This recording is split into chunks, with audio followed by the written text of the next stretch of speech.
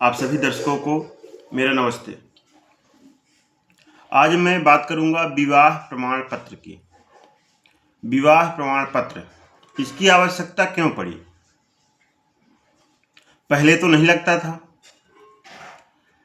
कुछ हुआ यूं कि 2024 के पहले तक जब आप समग्र आईडी में अपनी पत्नी का नाम जुड़वाते थे तो सचिव आसानी से दोनों आईडियों को मर्ज कर देता था, आपको उसमें विवाहित दर्ज करके और महिला की आईडी को खींच करके जिसके साथ शादी हुई है उसकी परिवार आईडी में ऐड कर देता था। पर 2024 तक यह देखा गया कि बहुत सी लड़कियां दूसरे के साथ शादी कर लेती हैं, दूसरी शादी कर लेती हैं, तीसरी शादी कर लेती हैं। तो ऐसे में बहुत ही परेशानियां आ रही थी शासन स्तर को आईडियों को जोड़ने में और उनको हटाने में। अब यह सुनिश्चित करने के लिए कि वास्तविक में कौन किसके पति हैं, कौन किसकी पत्नी है, ये 2024 के बाद 2025 में विवाह प्रमाण पत्र जारी किया गया, जो कि ग्राम पंचायत सचिव के द्वारा इसको अप्रूव किया जाता है महिला पक्ष की, जहां की लड़की है। जैसे हम यदि मान लेते हैं कि आप किसी गांव से हैं और लड़की एक दूसरे गांव से है, आप लोगों की शादी हुई, तो शादी के बाद जिस गांव की लड़की है उस गांव का जो तहसील लगता है या कि जहां लोक सेवा केंद्र है, वहां एक आवेदन लगेगा विवाह प्रमाण पत्र हेतु। यह आवेदन लड़की पक्ष की तहसील में या कि लड़की पक्ष का जो गांव है उसकी जो लोक सेवा केंद्र है, जिस गांव में तहसील स्तर पे रहते हैं, तो लोक सेवा केंद्रों में आपका आवेदन लगेगा। आवेदन में लगेगा क्या क्या? पहला तो शादी का कार्ड लड़की पक्ष का महत्वपूर्ण है, और यदि साथ में रहे तो वर पक्ष का भी रहे।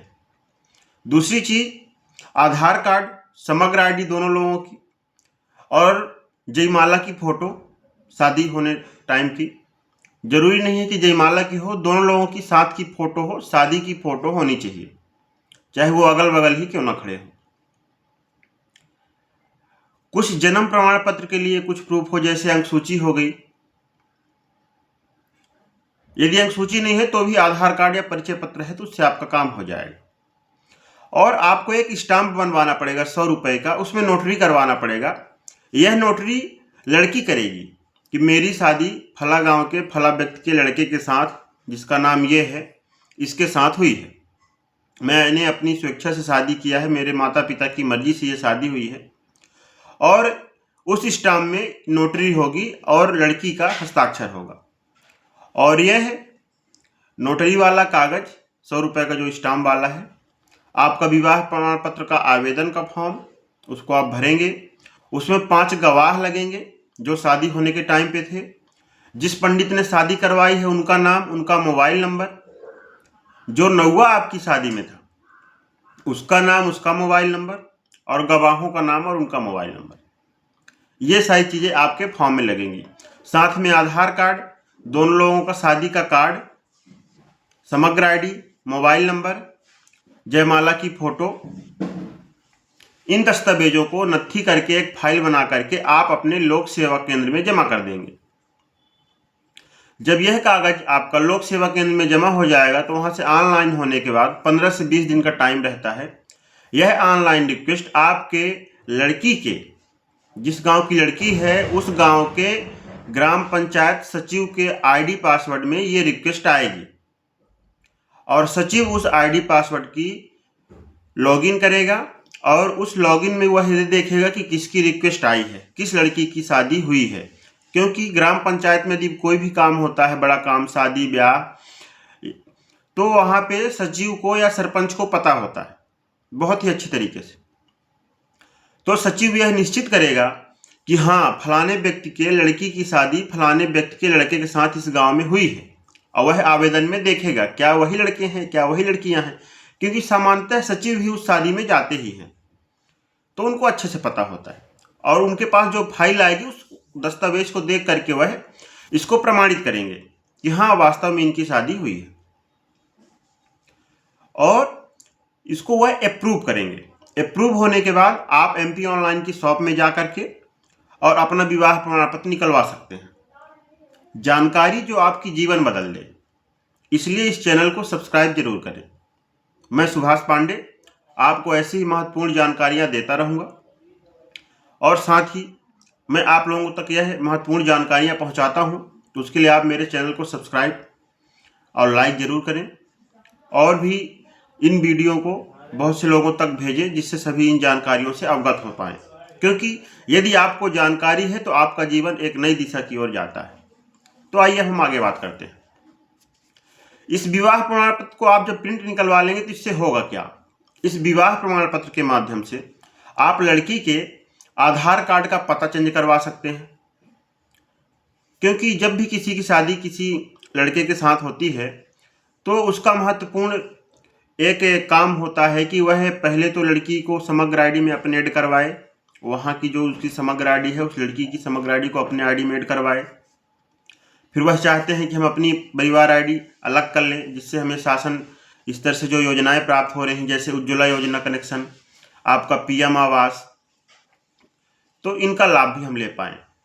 तो सबसे पहले तो आपको समग्र आईडी में पत्नी का नाम जुड़वाना पड़ेगा या एक लड़की का नाम जुड़वाना पड़ेगा।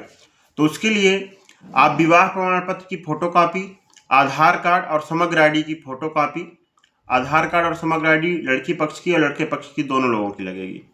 इसको आप पुनः ग्राम पंचायत सचिव, अब यह सचिव चाहे लड़का पक्ष का हो चाहे लड़की पक्ष का हो, मतलब या तो लड़के के गांव का सचिव हो या तो लड़की के गांव का सचिव हो, दो में से कोई भी कर सकता है।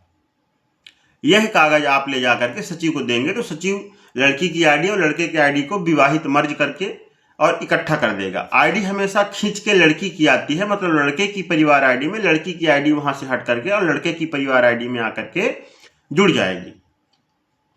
यह काम आप सचिव के पास बिना गए एमपी ऑनलाइन की शॉप में या कि जो सीएससी सेंटर है वहां पे भी जाकर के करवा सकते हैं। ऑनलाइन कर देंगे, रिक्वेस्ट पुनः सचिव की आईडी में जाएगी और सचिव उसको वेरीफाई कर देंगे तो आपकी आईडी में लड़की की आईडी जुड़ जाएगी। इसके बाद आपको महत्वपूर्ण होता है कि भाई खाता भी यहाँ से खुल जाए, क्योंकि बहुत सी जगहों केस में क्या होता है लड़की का सरनेम भी चेंज होता है। तो आप सबसे पहले वही विवाह प्रमाण पत्र के आधार से लड़की के आधार कार्ड में सरनेम चेंज करवा सकते हैं।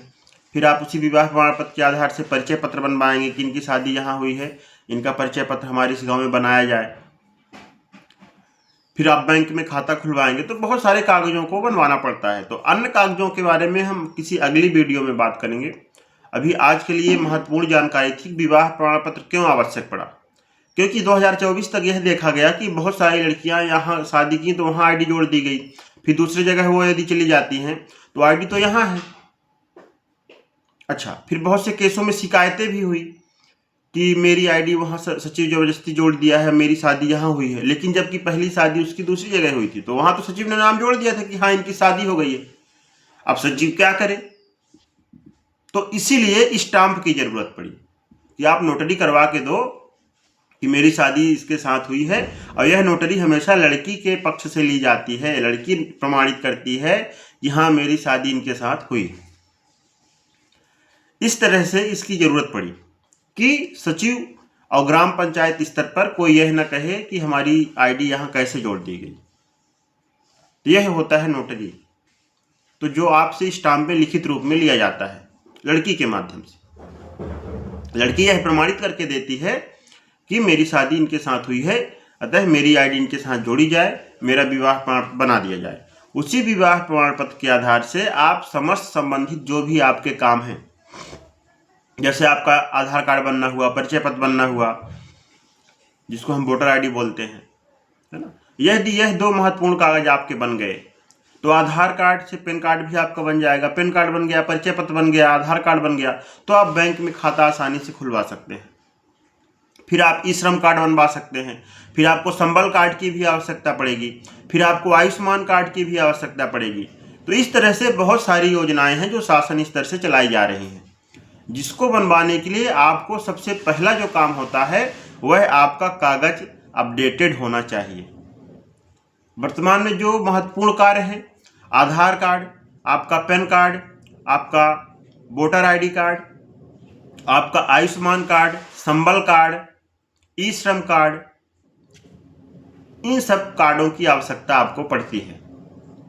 तो इन सब कार्डों का क्या महत्व है, इसकी जानकारी हम किसी अगली वीडियो में बात करेंगे, अलग अलग बताएंगे, आपको अच्छे से संक्षेप में समझ में आएगा। जानकारी जो आपका जीवन बदल दे। यदि जानकारी महत्वपूर्ण लगी हो आपको तो वीडियो को लाइक जरूर करिएगा और सब्सक्राइब भी करिएगा। जय हिंद, जय भारत।